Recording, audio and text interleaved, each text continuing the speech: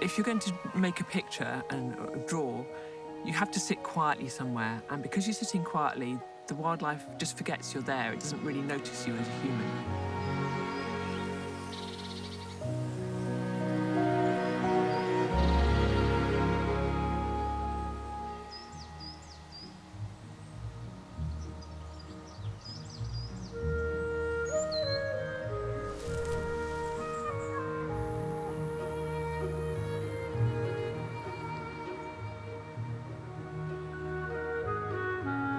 What I really like is when you're sitting outside, maybe it's a bit uncomfortable, maybe it's going to start raining, so you need to finish your sketches quickly, capture that moment.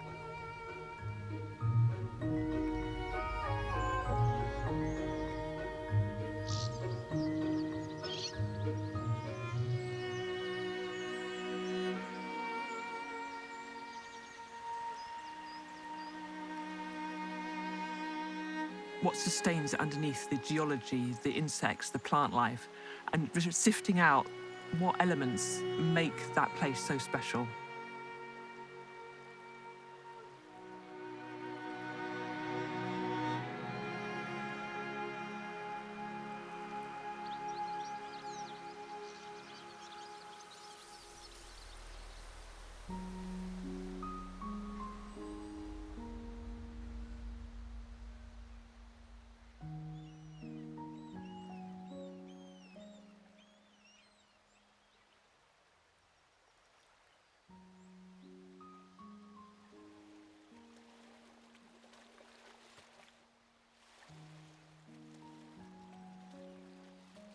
When I'm sitting here watching an animal really intensively, sometimes I feel like almost becoming that animal.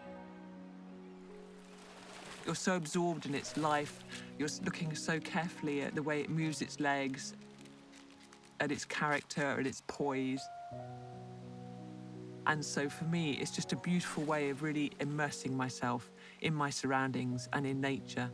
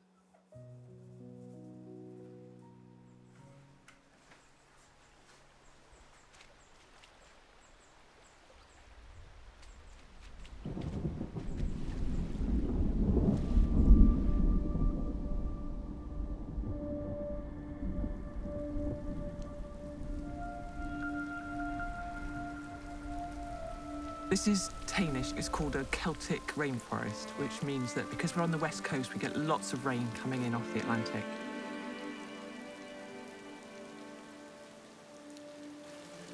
These oak trees have been here for thousands of years. It's sort of a last remnant of what used to be much more widespread up and down the west coast of Scotland.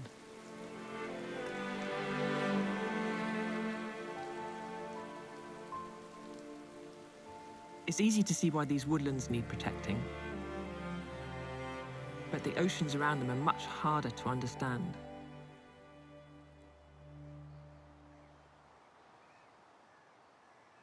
This area off the coast of Argyll, the Sound of Jura, is incredibly rich in marine life.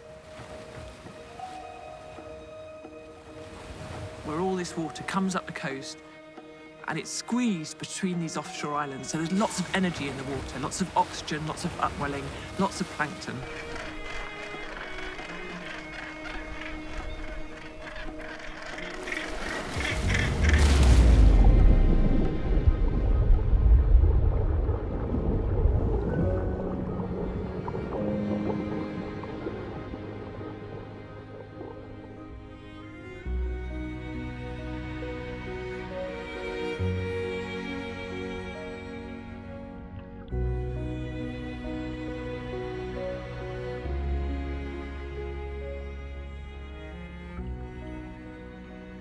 It's also been designated as a Hope Spot. This is awarded to areas of the world that are really rich and special for marine life.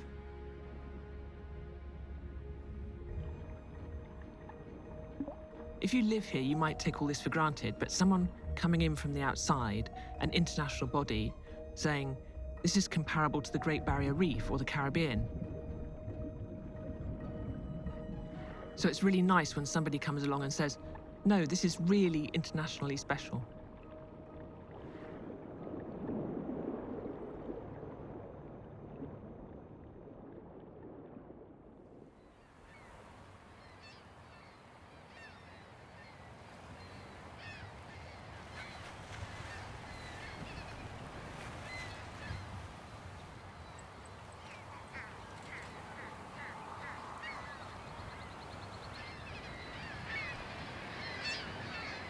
I think being on a seabird cliff is just a great way to really understand that ocean.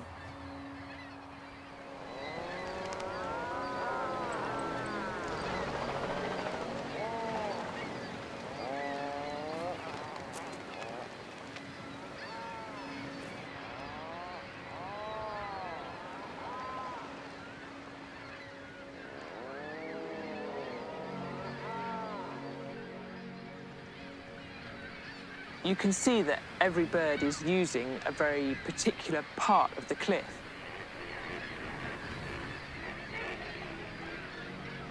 But it also makes you realise that that's the same thing that's happening out there, that big flat sea that makes no sense to us. We can't see what's underneath it. But the birds are using it in very much the same way. For example, these puffins here, they've got very small wings to fly under the water and catch little fish. And then the kittiwakes, they've got broader wings, and so they're picking up things from the surface of the water. It really makes you understand that the birds are using every tiny part of that sea to get food.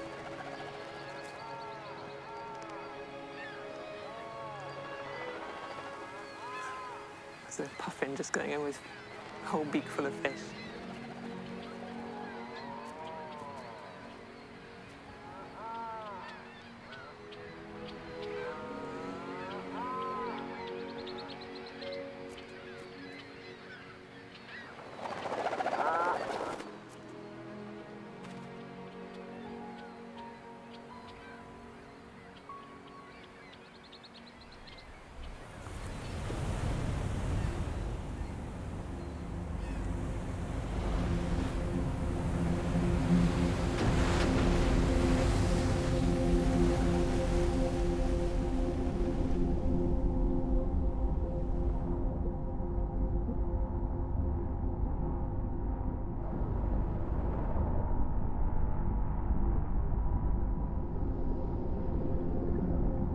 When a lot of people talk about trawling, they talk about, well, you know, if you do it in the same place over and over again, you're not going to allow habitats to regrow.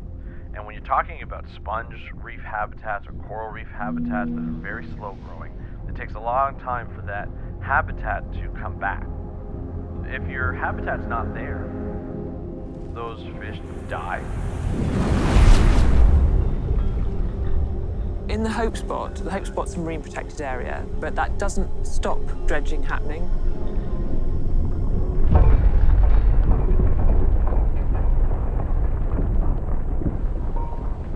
And it doesn't stop new fish farms being put in.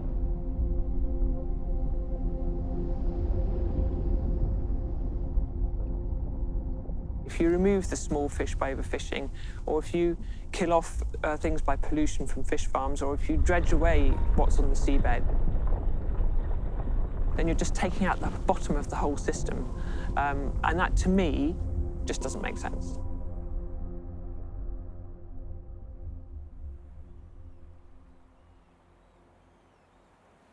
I'm not a diver. I'm not even, I get seasick on the sea. So it's not really my realm.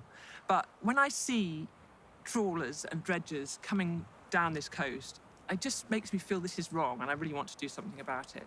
So what I'd like to do is to go and do some drawing and maybe find some other people who'll join me. If a few of us can go out there and have a look and maybe bring back some images, that would be great. And I hope that will inspire people to want to protect it, really.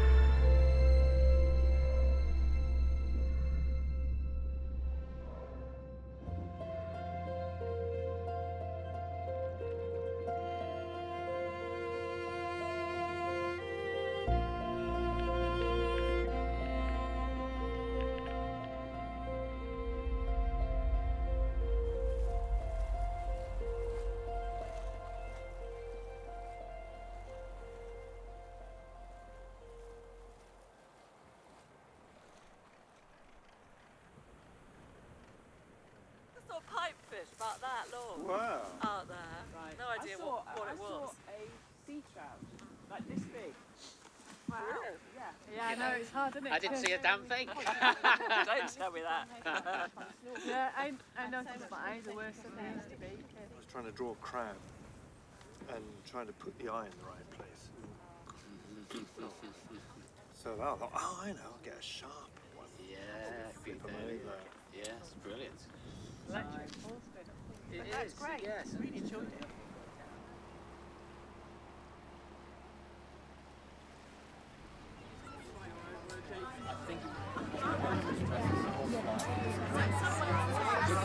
I've been over at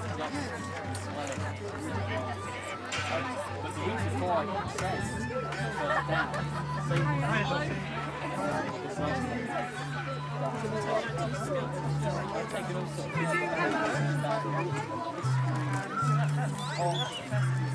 I rang the dog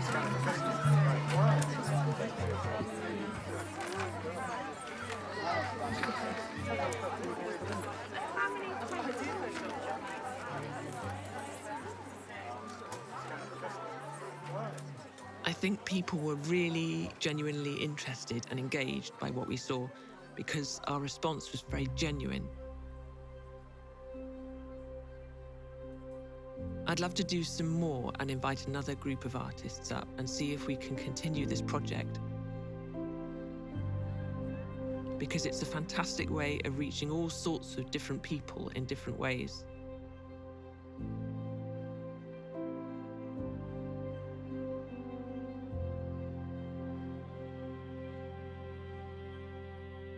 This whole experience has really changed things for me. I only live a few meters from the shore,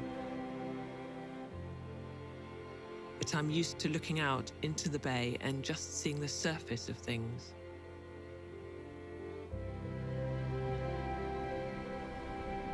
It's allowed me to go beneath the surface, to appreciate what's really there.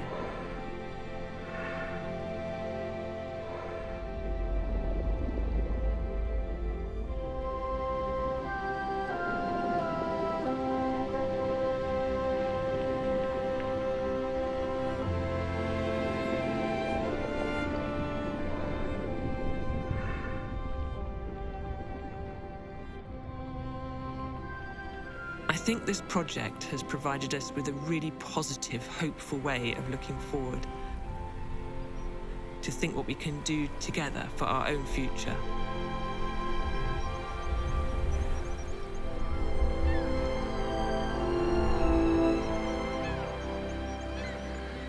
I really hope that we can find a way to live with the wildlife in a sustainable way in this beautiful part of Scotland.